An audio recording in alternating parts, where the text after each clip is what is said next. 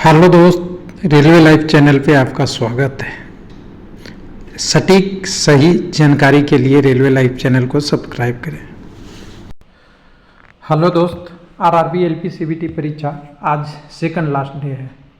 बहुत जल्दी ख़त्म हो गया क्या? नहीं, ऐसा नहीं है। पूरा 15 शिफ्ट का एग्ज़ाम था, उसमें आज करीब 12वें शिफ्ट का एग्ज़ाम होगा। 25, 26, 27, 28 दो नोटिस आया है और 12वें शिफ्ट के आसपास कुछ जो लोगों से बातचीत हुई है, कुछ कमेंट आया है, कुछ टेलीग्राम पे शेयर किए हैं, कुछ लोग का अलग अलग इंडिविजुअल बताए हैं। मैं एक दिन एग्ज़ाम सेंटर भी जाके देखा हूँ। उसमें एक चीज़ दिख रहा है, क्वेश्चन बहुत कम अटैम्प्ट हो रहा है। इसका बेनिफिट और लॉस किसको होगा? हम कोई कटअप की बात यहाँ नहीं कर रहे हैं। बहुत लोग हर चीज़ जहाँ भी देखिएगा ना, लाभ और बेनिफिट अपने आप। बेनिफिट मतलब कटअप, लॉस मतलब कटअप। बेनिफिट मतलब कम कटअप, लॉस मतलब हाई कटअप। ये सब चीज़ें देखिए, हमने कॉमन वीडियो बनाया है। इस बार कोई नंबर का हमने वीडियो बनाया नहीं, मैं रियलिटी बता रहा हूँ। लेकिन बहुत लोग अपने अपने तरीके से लिखते हैं। सोशल मीडिया है, सोशल मीडिया पे हर आदमी अपने अपने तरीके से लिखता है, उनकी अपनी मर्जी है। लेकिन हम जो चीज़ें हैं फैक्ट, उसके बारे में बात करेंगे। दो नोटिस की बात है, वेबसाइट पे देख लीजिएगा। मैं सीधा डायरेक्ट आपको दिखा रहा हूँ। www.railwaylifelp.com पे भी अपडेटेड है। एक आधार से रिलेटेड कल छोटा सा अपडेट था, उस अपडेट को बढ़ा दिया गया है आज।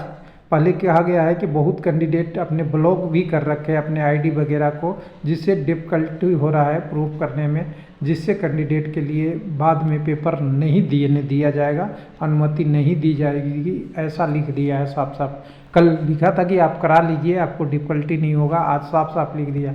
तो बोला जाता है कि सभी उम्मीदवार जिनका आधार बायोमेट्रिक पुराना है, उन्हें सलाह दी जाती है कि अपना आधार बायोमेट्रिक अपडेट कराएं, ताकि सीबीटी के दौरान उन्हें बायोमेट्रिक सत्यापन में कोई समस्या ना हो। उम्मीदवार को यह भी सलाह दी जाती है कि यदि उन्हें अपने आधार लॉक किया है तो उन्हें अनलॉक करें, अन्यथा परीक्षा केंद्र या उसके आधार सत्यापित नहीं किया जाएगा और उन्हें परीक्षा नहीं देने दिया जाता है।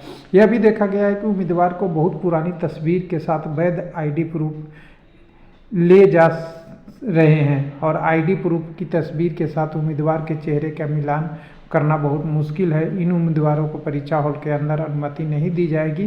कृपया सुनिश्चित करें कि आईडी प्रूफ पर फोटो हाल ही का हो और स्पष्ट हो, उम्मीदवार के चेहरे से मेल खाता हो।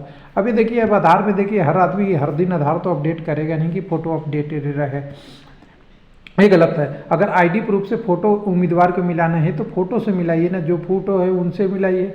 और कई सारी चीज़ें हैं, कैंडिडेट का बायोमेट्रिक जब कर रहे हैं, अंगूठे की निशान हो रही है, तो फ़ोटो से मिलाने का ज़्यादा इतना हो नहीं रहा है। लेकिन फिर भी अगर शिकायत है तो कम से कम जो एडमिट कार्ड में फ़ोटो है उससे तो मैच कर सकते हैं आप, और कम से कम जो कैंडिडेट का फ़ोटो उससे है। अब देखिए, हो सकता है कहीं जगह ऐसा भी नहीं हो पा रहा हो, जिसलिए आया हो ये क्वायरी। एक और दूसरा नोटिस है जिसका आपका प्रयागराज में एग्ज़ाम सेंटर कैंसिल हुआ था, उसको रिशेड्यूल कर दिया गया है। आपको 29 तारीख को रिशेड्यूल कर दिया गया है। जो टेक्निकल रीजन से हुआ था 26 तारीख को, उसको 29/11 को लास्ट डे कर दिया गया है। और यही चीज़ मैं कह रहा था कि आरा वाला जो सेंटर हुआ है, आरा जहाँ पे वहाँ पे लिखा हुआ रहता है, आरा वाले सेंटर में 28 को थर्ड शिफ्ट में किया है, वो गड़बड़ है। जल्दी जल्दी लोगों को आना पड़ेगा। 29 रहता तो बेटर रहता, कैंडिडेट को टाइम मिल जाता है, क्योंकि एक बार 25-26 को आ गए और फिर से घर से वापस आना पड़ेगा उन्हें, उनके लिए दिक्कत है। जो नज़दीक है उनके लिए तो नहीं है। ये दो अपडेट है। अब दोनों अपडेट के बाद एक तीसरा अपडेट की बात कर रहे हैं, जिसमें क्वेश्चन अटेम्प्ट इस बार जनरली कम हो रहा है।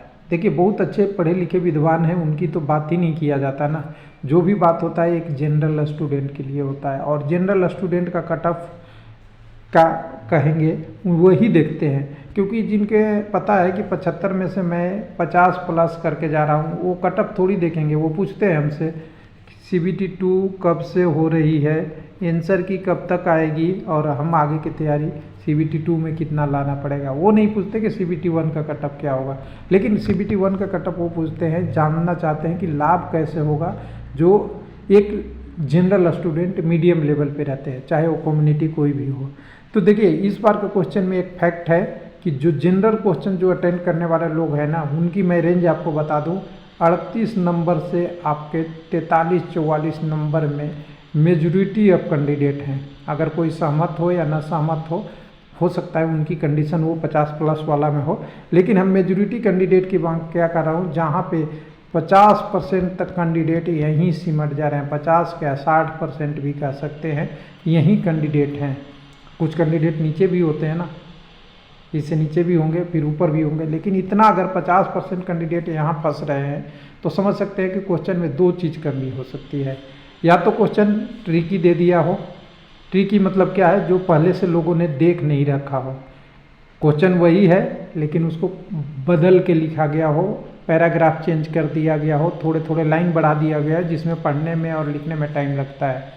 दूसरा, या तो लोग ने एकदम सोच लिया होगा कि TCS का एग्ज़ाम है, मैं जो CBT वाले जो मॉक टेस्ट वाले होते हैं मैं इतना इतना देता हूँ, जैसा कि आपको यूट्यूब के हर वीडियो में बोलता है ना कि ये टेस्ट लगा के आ जाइए। आपने सुना होगा, मैंने नहीं सुना है ज़्यादा, लेकिन आपने सुना होगा और लगाया भी होगा। तो टेस्ट लगा के आ जाइए, TCS के एग्ज़ाम से हो जाएगा। तो हो सकता है TCS इसमें चालाकी कर दिया हो कि हमारी ही बात सब लोग कर रहे हैं, मेरा ही बिजनेस खराब करेगा क्या है, हमारे ही एग्ज़ाम देंगे और आप हमारा ही बदनामी होगी बाद में। अगर सबको ईजी लगेगा TCS का पेपर तो उसने पेपर को थोड़ा सा बदल दिया हो। अब ऐसे कंसिडरेशन में जब क्वेश्चन टेढ़ा होता है, कम अटैम्प्ट हो रहा है, उस कैंडिडेट में बेनिफिट उसका होता है जो ग्राउंड से जुड़ा हुआ रहता है। ग्राउंड की बात आप समझते होंगे, ग्राउंड मतलब मैदान होता है, सही कह रहे हैं, लेकिन कुछ लोग कहते हैं ज़मीन भी होता है, ज़मीनी सतही सतह से जुड़ा हुआ हो। सतह क्या होता है, यहाँ पे पढ़ाई में बेसिक लेवल का कोई पढ़ा है जो ग्राउंड से जुड़ा हुआ कैंडिडेट है उनको बेनिफिट हो रहा है। क्योंकि देखिए डिफ़िकल्ट कंडीशन एग्ज़ाम में कभी कभी जब TCS बना देता है या कोई भी और एग्ज़ाम कंडक्टिंग एजेंसी बना देती है, तो जब रिजल्ट उनका होना शुरू हो जाता है जिनका मेहनत में हार नहीं मानते और डिफ़िकल्ट कंडीशन को पार करना सीखते हैं। कैसे? कल एक क्वेश्चन मेरे पास आया था, थोड़ा सा मैं उसको समझा रहा हूँ।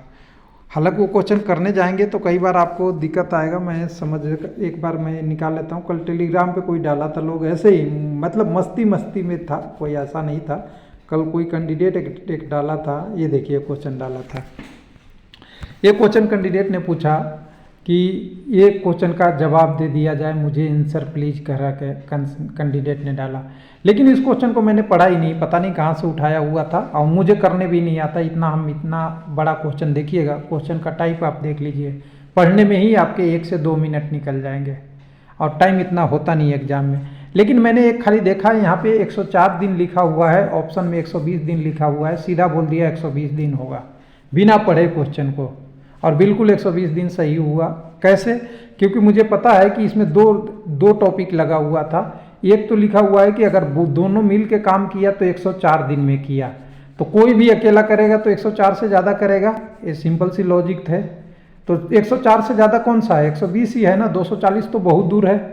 दूसरा कंडीशन ये भी मिला था मुझे कि जो एक आदमी है वो फास्टर है दूसरे से, तो जो दोनों मिल के काम किया है और एक फास्टर है, तो रीजनिंग के दोनों पॉइंट 1 और 2 मिल गया, तो मुझे आंसर डी 120 कहने में कोई दिक्कत नहीं है।